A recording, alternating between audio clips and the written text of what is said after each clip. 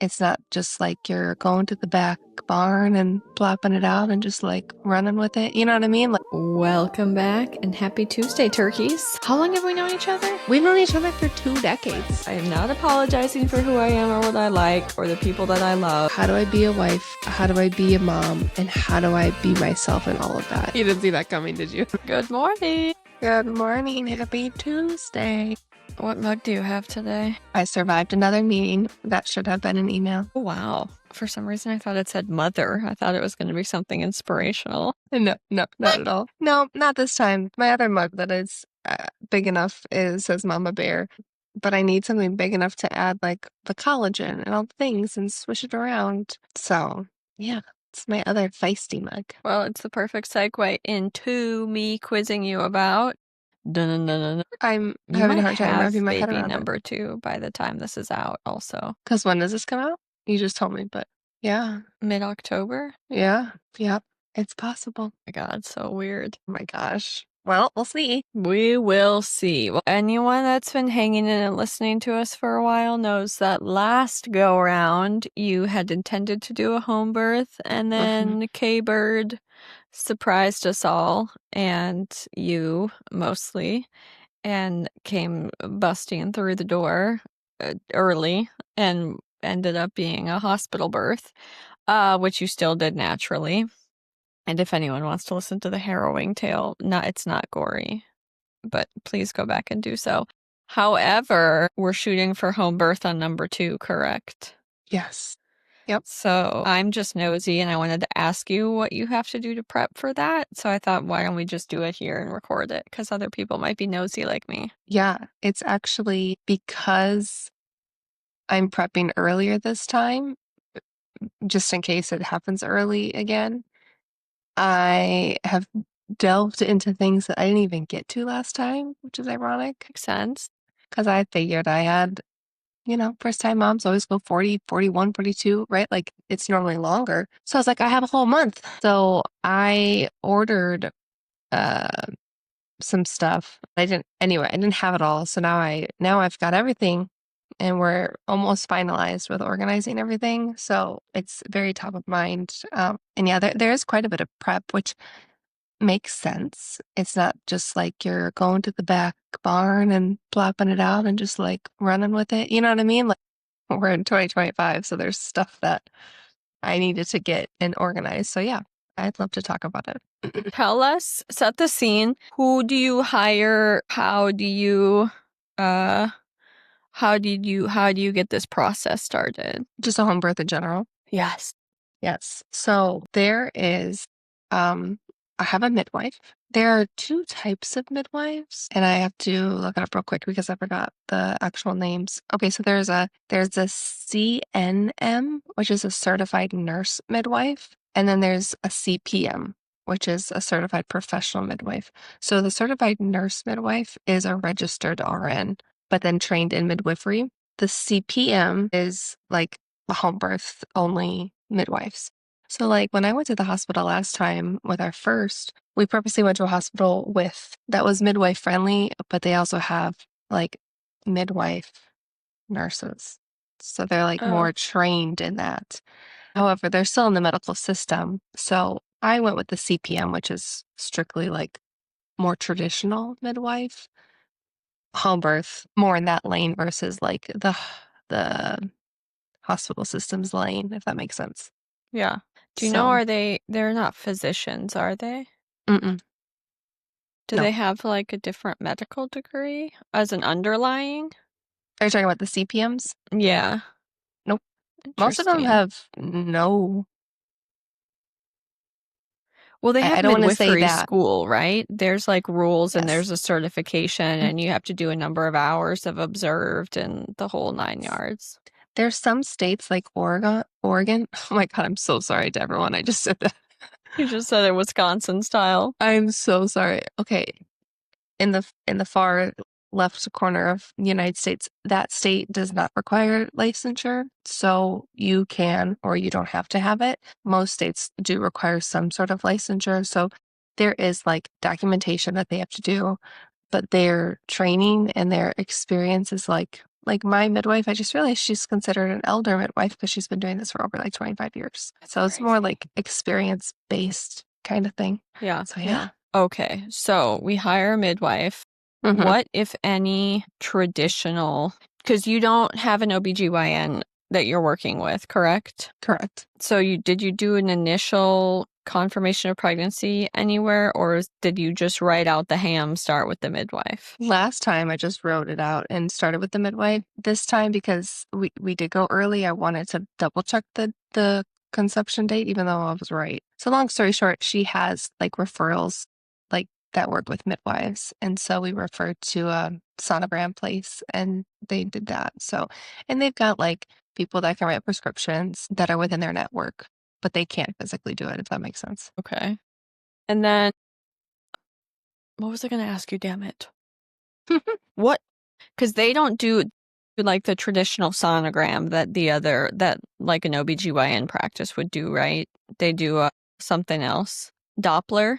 Yes. So we did do two true sonograms with a different company, like with a different place, a dating ultrasound and then like a anatomy scan ultrasound. Correct. We don't do, last time we only had one sonogram. This time we did two, but normally you do more and more and more. But yes, correct. They only use a Doppler, which is, it's just listening for heartbeat. And that's what we do Okay. at every appointment. So you can see the heart, you can hear the heartbeat. You just don't see the baby every time. Okay, that makes Yeah. sense. Yeah. So you go on the same schedule that most folks do for like an OBGYN appointment, right? And then it Yep. ramps up toward the end. It's pretty much the same schedule. It's like once a month until you get a little bit closer, then it's every other week, and then it's once a week. And I know Yeah. you don't have a comparison of the prenatal care to compare it to, but like, what are some of the things that they do? Well, I already know the answer to this, but tell the people. Like, not prescribing, but supplementation and just some Hmm. of the things that they've recommended along the way for, I feel like calling something homeopathic makes it sound like I'm writing it off, but I don't mean it that way. No, yeah, no, 100%. I mean, I will say the biggest difference from what I've seen and heard versus the midwifery model of care is when I do have my appointments, I'm there for a good hour. I walk in, I'm immediately we sit down and we have an hour. Versus when you go to the hospital, you have to check in. You have to wait in the waiting room. You go in, nurse comes in, takes your blood temperature or blood pressure, which is like stressful because it feels frantic. And then the doctor comes in for like 15 minutes. So there's not a whole lot of, and first of all, let me just say this from the beginning. No knock on anyone who uses an OBGYN. Totally, it's your personal preference and whatever you feel comfortable with, because whatever you feel comfortable with is going to be the best path for you.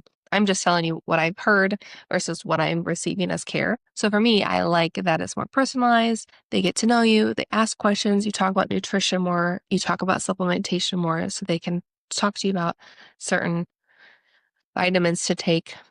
What is it called? Apathic stuff.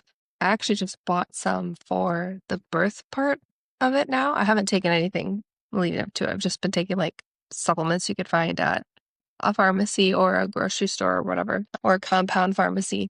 But there is some homeopathic stuff that they use like during labor and after labor. That's a little bit different than you'd probably see at the hospital. I know. Okay. Also, I don't want to pry into your finances, but this all happens outside of insurance, correct? Correct. Yeah. Is it like a flat fee that you pay for the course of care, or that includes the birth, or do you like pay per visit? How do they structure that? I think every midwife does it maybe a little differently, but for mine, it's a flat fee. Excuse me, it's a flat rate, and you just pay over time. And for us, she's really flexible because it's like, yes, there's a due date, but she's like, if there's a little balance over afterwards, like you can pay me after, like depending on when he comes, like whatever, whatever. So it's very flexible. Did they essentially break up the total payment to like a monthly fee or something? Basically, yeah, it's close. It's close to that. I will say everyone's deductible is going to be different, but just to give some kind of insight on price, the cost is just a tiny bit more than our deductible would be in the hospital. So it's like, worth it to us Yeah, to, yeah. we would have had to pay that anyway. Now, last time was a little sucky because I had to pay both. Yeah. But she helped me out on that one too, just because obviously anyway. So yeah, it's really flexible and but there's a bunch of different midwives that do this stuff differently, so it all depends. And the midwife handles the actual like physical birth support, and then a doula is there for emotional support and then a little bit of aftercare if you choose to hire. Yes. And for us, like our first one and this next one, there's like the midwife and then there's a midwife's assistant. So they both come to the birth. So that one is like focused solely on mom and the other one's more fully focused on baby. So Okay. that's the thought behind it. Obviously it's a full picture and they know what's going on like with everything, but that's kind of the thought behind it. So that's like more physical support. And then yes, mental, but also physical because like my doula last time, plus Kenny would give me like hip squeezes and like Yeah. physically help. But yeah, that's more of like emotional, like you can do this type of thing. So that's what we'll have again this time is midwife's assistant, and doula. And Kenny, and that's it. Okay. So just for the folks in the back, why did you, this is probably a loaded question, but why did you want to choose a midwife home birth route, or what kind of led you? I mean, you've Mhm. given a hospital birth now, so obviously that reinforced your initial thoughts of wanting to do that. Mhm. Did your hospital birth inform that further? It definitely, yes, I would say it definitely confirmed the fact that I would like to really do a home birth this time. Kenny is actually more on board for a home birth this time now that we've gone through a hospital birth, which is interesting because he was just like slightly hesitant about most people assume like safety first, like what happens if XYZ and you're not at the hospital, blah, blah, blah. There's quite a bit of things, which now I see in all the birth supplies I just gathered, that there is available, plus homeopathic stuff. Am I saying that right? That doesn't sound right. I think so. Yeah. And then even there's things that they can do that are so somewhat within the medical model outside the house that are like for safety reasons if needed. But regardless, yes. I don't know how I ever landed on this rabbit hole, but at some point I think with my mysterious like health issue, I just started going down the rabbit hole of like health and how to be truly healthy and like what causes what and like the body, stuff like that. And then when you start looking into it, it's like, well, birth is not like a disease or an illness where it needs to be treated like such in a hospital. It's actually physiologically normal if you have a healthy pregnancy and you're not high risk. And you actually have, in my humble opinion, it could be more safe and because it's undisturbed at home versus if you're in a hospital, there's usually some sort of protocols or some sort of interventions that are offered that could then spiral into more interventions, which can spiral into other things, which can lead us down a path where maybe it's not as favorable. Not always, but sometimes. And I'll say, besides the fact that I just think women, if you're healthy, you can do it without any intervention.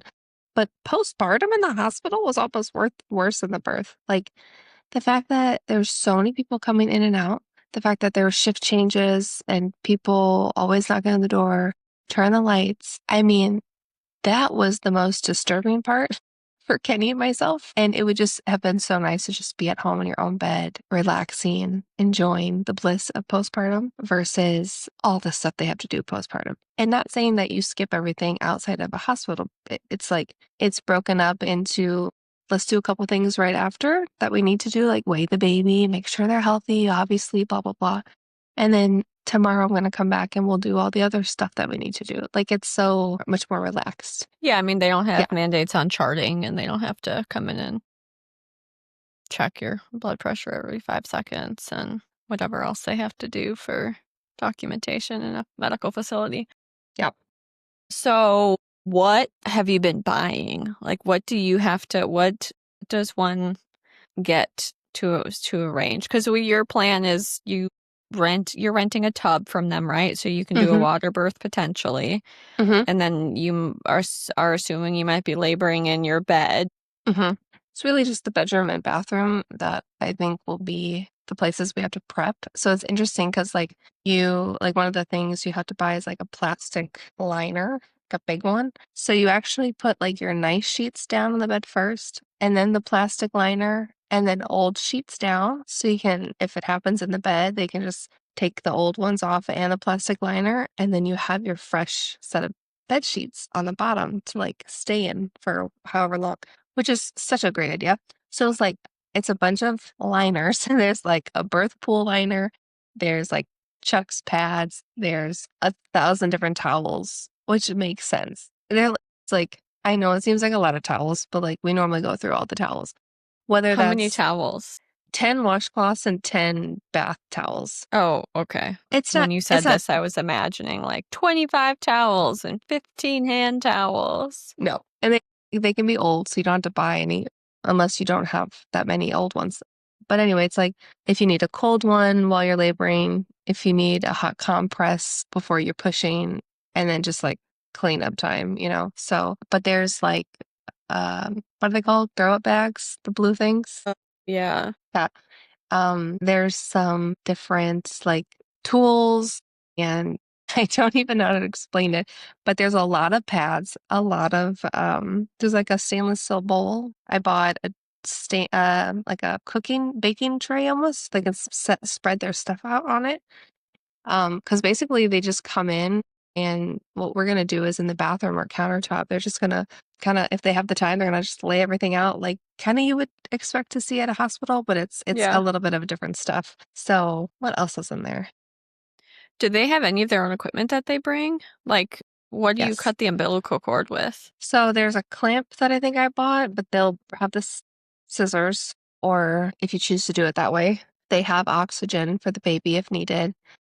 Okay. Most midwives get a prescription of Pitocin if there is postpartum like I don't want to say hemorrhage, but like almost too much bleeding, right? If hopefully we don't get to that point. But there's homeopathic stuff you can take first, and then if that doesn't work, then there is an option to do like a shot of Pitocin, I think in the thigh to help stop bleeding. So they have stuff like that. There's some other stuff that they bring, but those are the big things that like I couldn't buy, if that makes That sense. makes sense. Yeah. Yeah, I know. Very Like well. sitz bath, like the stuff that you make afterwards to spray up your hoo-ha to make it feel better. It's like a herbal sitz bath. So it looks like tea. It's like a huge thing of tea. Oh, that's so interesting.